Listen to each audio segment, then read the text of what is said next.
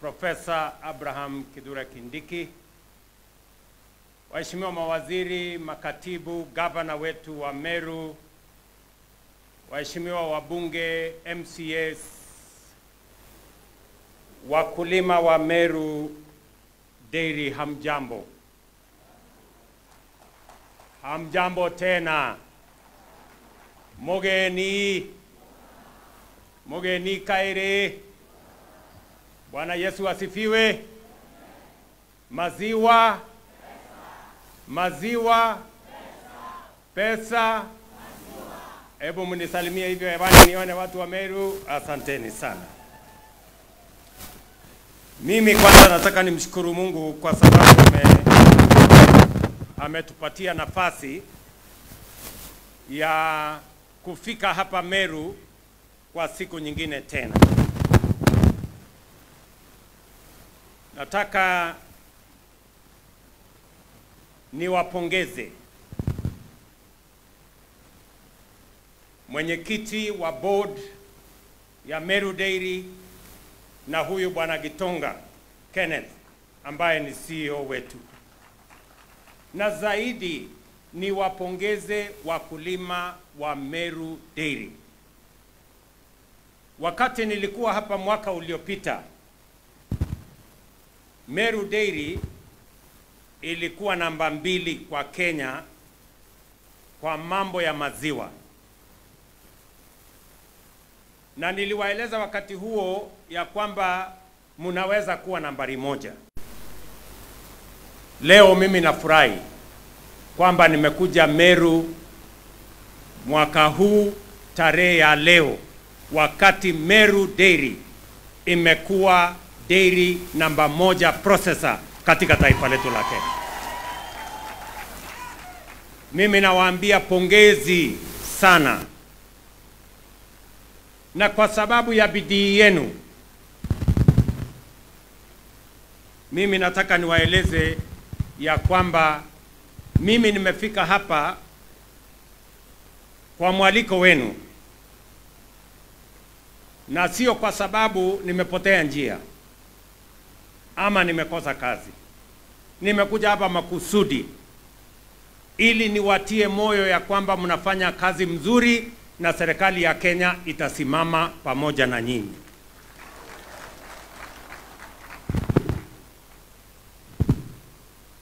Nyinyi mulinipatia nafasi ya kuongoza taifa letu la Kenya. Ni kweli ama si kweli? Na muliniambia mambo kadhaa mnataka irekebishwe, na mnataka mambo fulani ifanywe ili watu wa Kenya maisha yao ibadilike. Muliniambia kwanza tupange mambo ya uchumi. Mukanieleza tupange mambo ya kilimo vizuri. Mukanieleza tupange mambo ya masomo ya watoto wetu vizuri. Mukanieleza tupange mambo ya afya vizuri. Na mkanieleza ya kwamba tupange nafasi ya ajira ya vijana wetu katika taifa letu la Kenya. Ni kweli ama si kweli?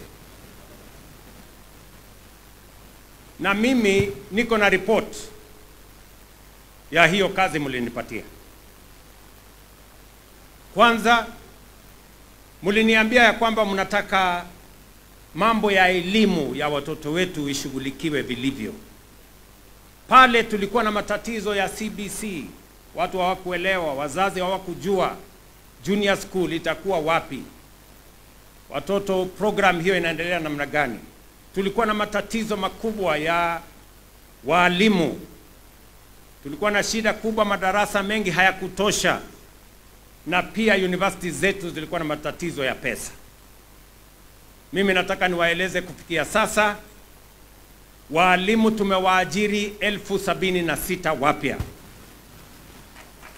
Kabla ya Januari tutakuwa tumeajiri walimu wengine 24,000 tujaze wawe 1,100.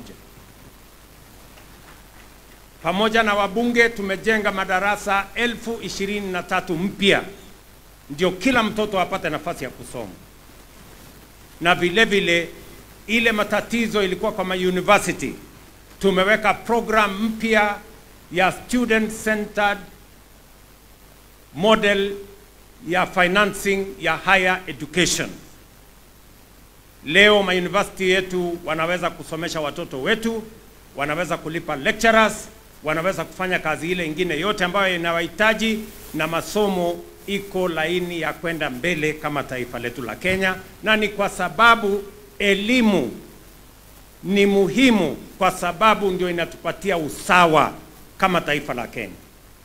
Mtoto wa tajiri na maskini wanakuwa sawa wakiwa wamepata elimu, na ndio sababu nimehakikisha ya kwamba pesa inapatikana ya kutosha kuajiri walimu, kuhakikisha kwamba watoto wanasoma na kuhakikisha kwamba universities zetu zinasonga mbele. Jambo la pili mulinieleza ni kwamba lazima vile vile tusimamie kilimo vizuri, na kilimo ituzalishie uchumi na iweke pesa kwa mifuko ya wakulima wetu. Muliniambia amkuniambia? Si mulinieleza? Hatua ya kwanza tulisema kilimo haiwezi kwenda mbele kama gharama ya mambo ya pembejeo na fertilizer iko juu. Hatua yetu ya kwanza ilikuwa ni kupunguza gharama ya mbolea, na tukahakikisha kwamba kuna mbolea ya kutosha. Kufikia sasa mbolea tumepunguza ya kahawa, tumepunguza ya chai, tumepunguza ya ngano, tumepunguza ya mahindi, tumepunguza ya miwa, na tumehakikisha ya kwamba kila mkulima amesajiliwa, ndio kila mkulima aweze kupata mbolea yake, kwa sababu tunamtambua. Mwaka huu peke yake tumepatiana mbolea ama tumeuza kwa wakulima mbolea magunia milioni 6, na hiyo kazi inasonga mbele. Na vile vile tukasema value chains ya kilimo, KTDA inayoongozwa na Bwana Mudhaura kama CEO, pia tumewapatia pesa ya kupunguza gharama ya mbolea kwa wakulima wa chai. Wakulima wa chai walikuwa wanalipa shilingi 5,500 kwa gunia moja. Sasa tumewapunguzia ni 2,500. Sababu hiyo ndio kilimo ya chai imeongeza mapato ya wakulima kutoka shilingi bilioni 140 in 2022. Mwaka uliopita tulifikisha bilioni 215. Pale kwa kahawa, mnajua, huyu Oparanya anajua, pale kwa kahawa tulikuwa na watu wajeuri sana, walikuwa wameharibu biashara ya kahawa.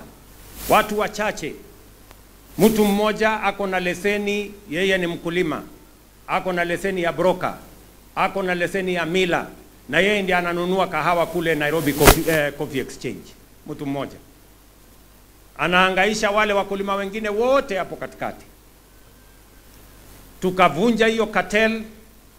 Bei ya kahawa mnajua, ambayo ilikuwa karibu shilingi 65, wakulima wengi wa kahawa mwaka huu wamelipwa 100 kwa kilo, 110, 120, 140, mpaka wengine 150.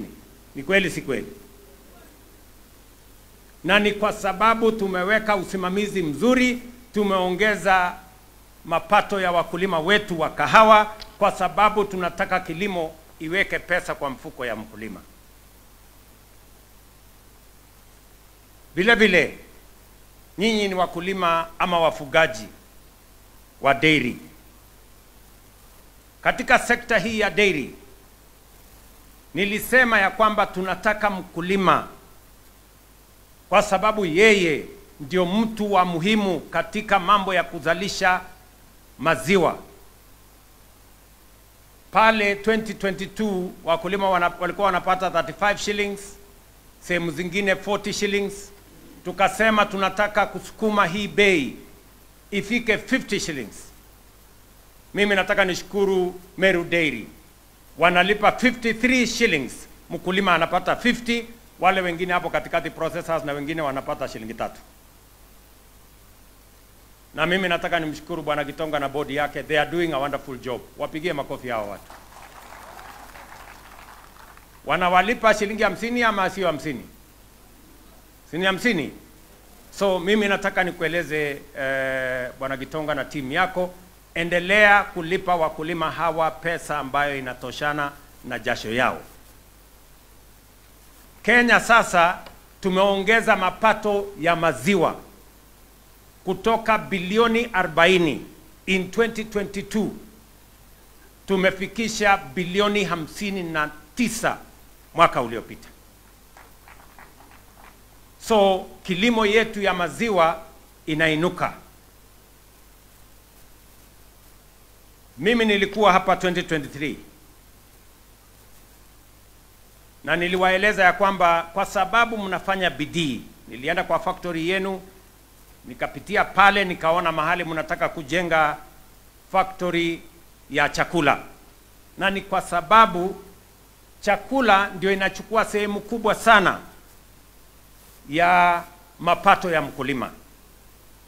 Almost 60% ya cost ya kuzalisha maziwa iko hapo kwa feed. Ni kweli ama si kweli? Na mlifikia vizuri, mkasema ili tuhakikishe ya kwamba tunapunguza gharama ya kuzalisha maziwa, lazima tushughulikie mambo ya chakula ya ng'ombe.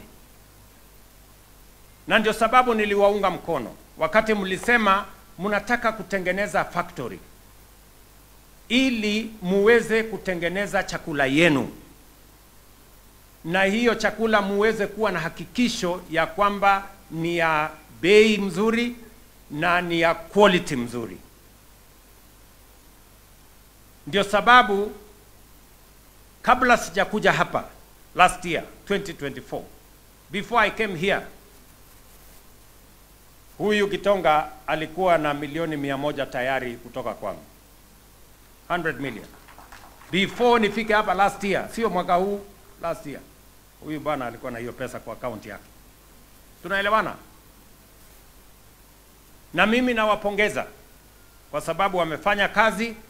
Leo wamenipatia report ya kwamba tayari factory iko tayari kule ng'ambo, inangojea inspection ndio iletwe hapa. Ile mimi nawaeleza Bwana Gitonga na ndugu zako, hiyo factory vile umesema Disemba, mimi nataka nikikuja mwaka ujao tutapitia pale kwa factory nione ikifanya kazi na ikitengeneza chakula ya wakulima hawa. Ama mngetaka namna gani? Namna hiyo? Huyu Gitonga lakini ameniuliza ya kwamba bado kuna mahali imemlemea kidogo kwa hiyo mambo ya factory. Ameniambia inahitaji shilingi milioni 400, milioni 100 nilileta. Pongezi pia na nyinyi mumekusanya milioni 130. Pongezi. Sasa imebaki milioni 170 ndio tukamilishe hiyo mradi. Si ndio? Sijui tugawane katikati ama nyinyi ndio mlipe nyingi, mimi nilipe kidogo. Unaona tukatane katikati? Lakini msinisukume sana. Sasa tugawane hivi. Mimi nataka tukubaliane. Sawa sawa? Mimi nitawaongezea shilingi milioni 100 ingine.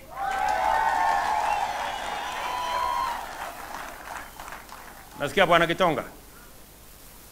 Watu ya ofisi yangu, wewe harakisha factory ikuje. Sawa sawa? Niende nipange ili mwezi ujao ama mwezi unaofuata nitakutumia shilingi milioni 100. Nataka hiyo factory umesema itakamilika by December, iwe imekamilika kwa December, kwa sababu umesikia hao wakulima wanalalamika gharama ya chakula iko juu. Ni kweli ama si kweli?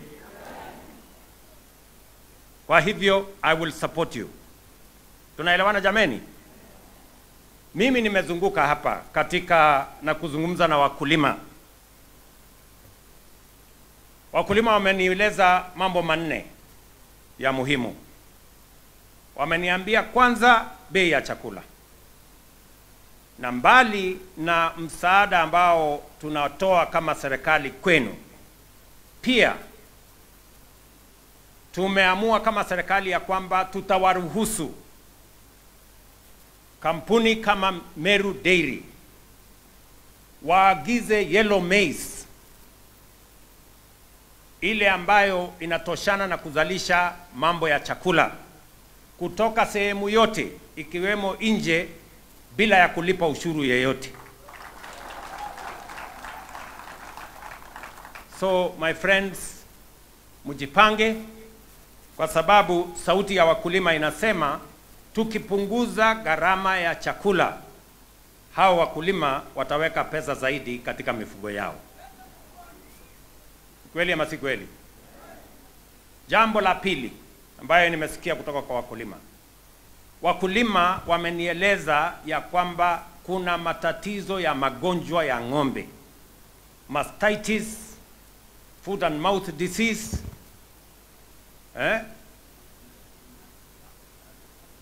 na lumpy skin. Mimi nataka niwaambie PS wangu wa mambo ya livestock yuko hapa.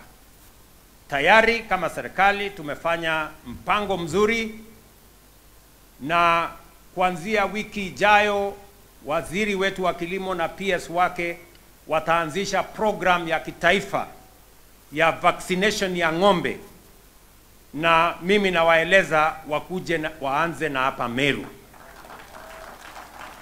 ndio tuwapunguzie mambo ya magonjwa, kwa sababu ng'ombe akiwa mgonjwa anapunguza maziwa, inakuwa ni gharama kwa mkulima na inaturudisha nyuma.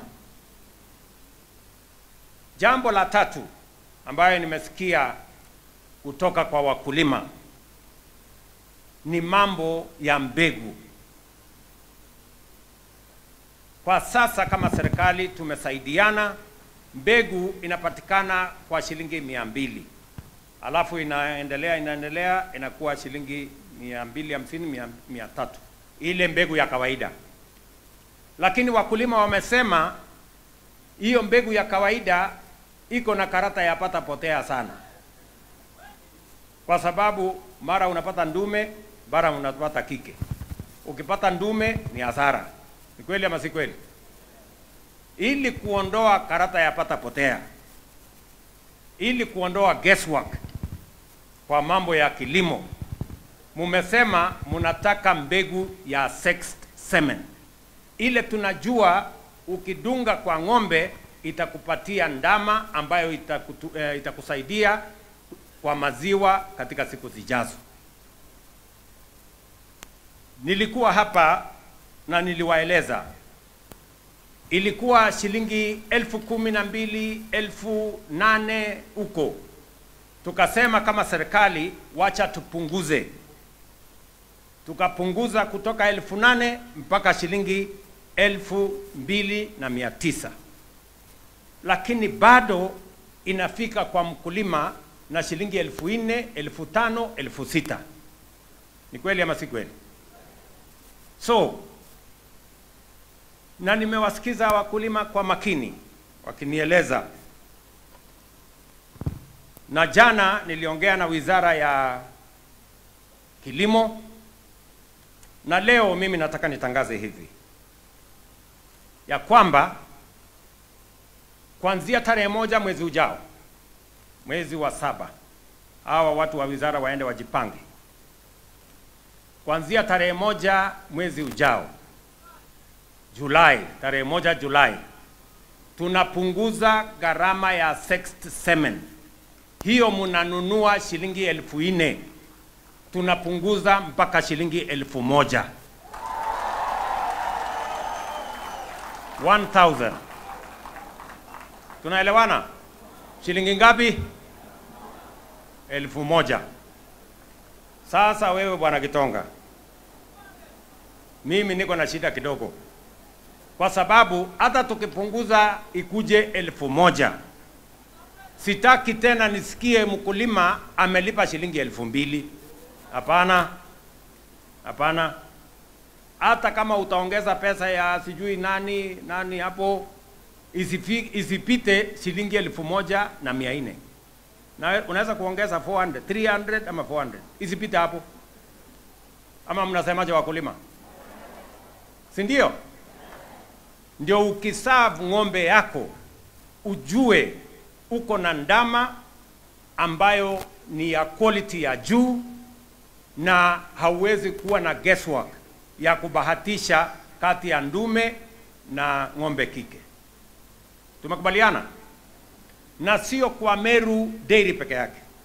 Hiyo program ya kupunguza sexed semen kutoka kwa serikali ya Kenya, kutoka hiyo bei ya 4,000 sijui 1,000 ngapi mpaka 1,000, ni kwa wakulima wetu wote wa taifa letu la Kenya.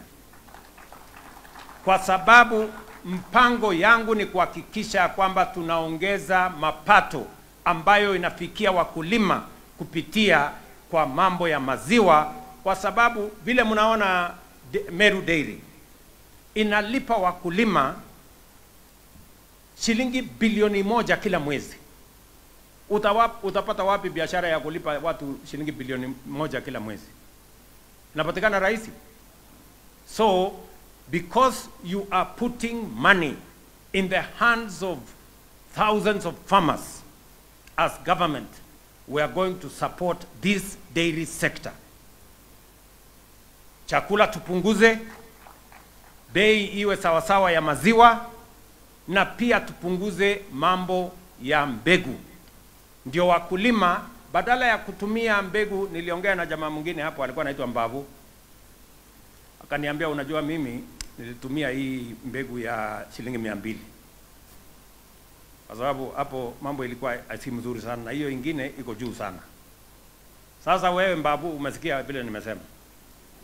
Sasa kama wewe ni mkulima wa maziwa, sasa uko na nafasi ya kupatia ng'ombe yako sex semen. Sema hiyo from tarehe 1 1st of July. Na nyinyi wakulima, mimi nataka niwaulize, hata wewe mkulima ambaye umekuwa ukitumia mbegu ile ya 200, kama unataka kuwa na hakikisho ya kwamba utapata ndama ya maziwa, sasa hamia kwa sex semen, ndio wewe uendeleshe maisha yako na ufugaji wako wa kilimo ya maziwa. Tumeelewana? Watu wa Meru tumeelewana? Jambo la 4, wakulima walinieleza hapa. 4th thing. Waliniambia, kwanza ni huyu Gitonga, aliniambia maziwa inafika hapa ikiwa moto. Kwa sababu haijawekwa milk cooler huko. Tayari tulishawapatia milk coolers 29 hapa Meru. Na huyu Gitonga can confirm. Sasa ameniambia kwamba niongeze milk coolers zingine. Sawa sawa? Ndio maziwa yetu preservation, maziwa isiharibike kabla haijafika kwa factory. Ndio mumeona leo hapa tayari kama serikali tumenunua milk coolers 230 ambayo tutawapatia wakulima wetu wote wa Kenya. Hapa Meru tunawapatia bwana PS, mama hapo, huyu PS atahakikisha kwamba Meru Dairy mnapata milk coolers 15 zingine mwezi huu na mwezi ujao. Ya Meru tutawapatia tena milk coolers ya Tharaka Nithi 13, ya Embu 15, ya Kirinyaga 17, yote milk coolers 60 mutapata. Ndio tuhakikisha kwamba maziwa, kwa sababu huyu CEO amenieleza ya kwamba maziwa yenu inatoka hapa Meru, inatoka Tharaka Nithi, inatoka Embu, inatoka Kirinyaga. Na mimi nimeambiwa kwamba kuna wakulima kutoka hiyo sehemu yote. Ni kweli ama si kweli? So hizo milk coolers tayari tumeshazinunua, they are being delivered. Ile kitu tunataka tukubaliane na nimeeleza pia gavana wetu Bwana Isaac Mutuma ya kwamba tusaidiane na county government na watu wa Meru Dairy ili tukilete milk cooler, hatutaki ikuje iwe ni sinema, tunataka ikuje isaidie wakulima. Kuwe kumejengwa mahali hiyo milk cooler itawekwa, kuwe na stima pale, na kuwe na management ambayo itasimamia ndio iweze kuwa msaada kwa wakulima. Tunaelewana jameni? So mambo manne ambayo wakulima wa hapa waliniuliza: chakula, mbegu, milk coolers na vaccines. Haya mambo yote yalikuwa katika mpango yangu, kwa sababu mimi pia nikisimama hapa, mimi niko na ng'ombe na mimi ni mfugaji, na ile mnasema mimi naelewa. Kwa hivyo tunataka tushirikiane hivyo tukiwa pamoja. Tumekubaliana vile vile ya kwamba tupanue kilimo, mbali na kusukuma mambo ya ufugaji, pia tuongeze mambo ya leather. Tuko na mpango kamili ya mambo ya leather. Tunajenga kiwanda kubwa sana ya mambo ya leather katika taifa letu la Kenya, kwa sababu tunataka wafugaji, mbali na kuuza maziwa, mbali na kuuza nyama, pia ngozi itupatie pesa, ndio tuweze kusukuma gurudumu yetu mbele. Hakuna haja ya sisi kuagiza viatu na leather products kutoka nchi za nje na tuko na ng'ombe yetu hapa. Hiyo viatu tuko naye, tutaanza kutengeneza na ngozi ya ng'ombe yetu hapa Kenya. Tunaelewana watu wa Meru? Mambo yale mengine ya maendeleo ya sehemu hii, mambo ya barabara, tumekubaliana na hawa viongozi. Mambo ya stima, nilikuwa hapa juzi. Maneno ya maji ni vile waziri wangu amesema. Maneno ya kahawa, waziri angewaambia pia tumetoa milioni 500 kununua mbegu mpya ya kusaidia wakulima wetu wa kahawa, ndio tuweze kusukuma gurudumu ya maendeleo ya Kenya mbele. Mimi nawauliza wakulima wa maziwa na wananchi wa hapa Meru, hiyo kazi mnafanya, hiyo kazi mnaamkia mapema, hiyo ndio kazi ambayo inajenga taifa letu la Kenya. Na sisi kama serikali tutakuwa pamoja na nyinyi, tutasimama imara pamoja na nyinyi, tuhakikishe ya kwamba yale tulisema kwa mambo ya kilimo tunayatimiza. Mbali na kazi tunafanya hapa, pia kule sehemu zingine, hata ile ya miwa ilikuwa inatusumbua sana. Kule pia tumenyorosha, tumefukuza wakora walikuwa wameteka nyara hiyo sekta, na sasa Kenya inaelekea kuwa net exporter wa sukari katika taifa letu. In the next 2 to 3 years, Kenya will be a net exporter of sugar. So tunataka kusimamia mambo haya, tupeleke taifa letu la Kenya mbele.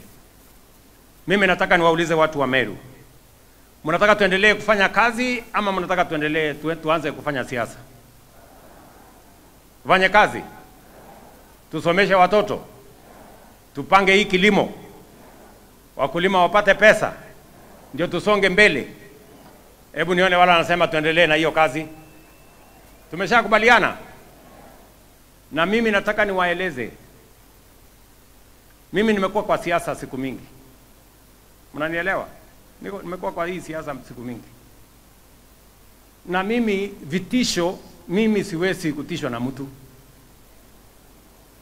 Ati kutishwa? Hapana, watafute mtu mwingine. Ati na makelele. Ati tuache kazi hii tunafanya tuende kwa barabara. Sasa mimi nataka niwaulize nyinyi watu wa Meru. Si nyinyi na kura zenu ndio mlinifanya nikawa rais na tukaunda hii serikali pamoja? Si kura yenu ndio iliunda hii serikali? Mnataka hii serikali iwafanyie kazi ama mnataka ifanyie watu wengine? si wafanyie kazi. Na ndio sababu mimi nimesema yule ambaye yako tayari kufanya kazi, mimi nitafanya kazi na yeye. Yule ambaye anataka kuendelea na siasa, aende barabarani, aendelee na siasa. Si 2027 tutakutana na wao? Kwani ni mafundi kiasi gani? Wasituletee nani. Sijui kama tunaelewana. Porojo, propaganda tu. Sijui nini. Kasongo, sijui Ruto must go. Wewe. Watu hawana mpango. Ukiwauliza, wewe mpango yako kwa wakulima ni gani? Wanasema Kasongo. Wewe mpango ya watoto wetu kusoma ama kuendesha mambo ya stima ni gani? Ruto must go. Sasa mimi nawauliza, tutafuatana na watu wenye hawana mpango? Tuwache taratibu hii ambayo tunaelewa ikitoka hapa inaingia hapa. So mimi nawaeleza watu wa Meru, mimi nimeamua kama kiongozi wa taifa hii, tutapanga mambo ya maendeleo ya Kenya. Hii Kenya kwa mapenzi ya Mungu tunataka tuhakikisha kwamba tunaibadilisha kwa miradi na mipango ya maendeleo, na tunawaunganisha Wakenya wote. Na ndio sababu tumesema wale hawataki kufanya kazi wanaweza kuendelea na porojo na propaganda na hiyo ingine. Huyu deputy wangu huyu Professor Kithure Kindiki, at least for the first time niko na mtu ambaye anaelewa kazi inaendelea namna gani na anasaidia kusukuma hiyo kazi. Sio mtu panganga tu sijui nini. Hapana, hiyo hapana. No. Mimi vile vile nataka niwaeleze kama viongozi wa Meru. Mimi nataka Meru hii watu wakae pamoja. Mimi nakazana kuunganisha Kenya. Huyu Oparanya hatukukuwa upande moja kwa siasa iliyopita. Ni kweli ama si kweli? Lakini kwa sababu ya umoja wa taifa letu la Kenya, na ili tuweze kupata nafasi mzuri ya umoja, ndio tuweze kusukuma mambo ya maendeleo ya taifa letu la Kenya, umoja ni ya muhimu. Kwa sababu tunajua umoja ni nguvu, kujitenga ni udhaifu. Na ndio sababu mimi kama kiongozi wa taifa hii nitawaunganisha Wakenya wote, tuweze kutembea safari moja na tuweze kuhakikisha kwamba maendeleo inapatikana, kilimo inashughulikiwa, watoto wetu wanasoma, tunapanga mambo ya maendeleo ya taifa letu la Kenya, kwa sababu hayo ndio majukumu mmetupatia kama viongozi wa taifa letu la Kenya. Watu wa Meru, kwa heshima kubwa, mimi nataka niseme asante sana kwa kunikaribisha hapa kwa mara nyingine. Mwaka ujao kwa mapenzi ya Mungu tukikuja, tutakuja factory yetu ikiwa tayari na tukiwa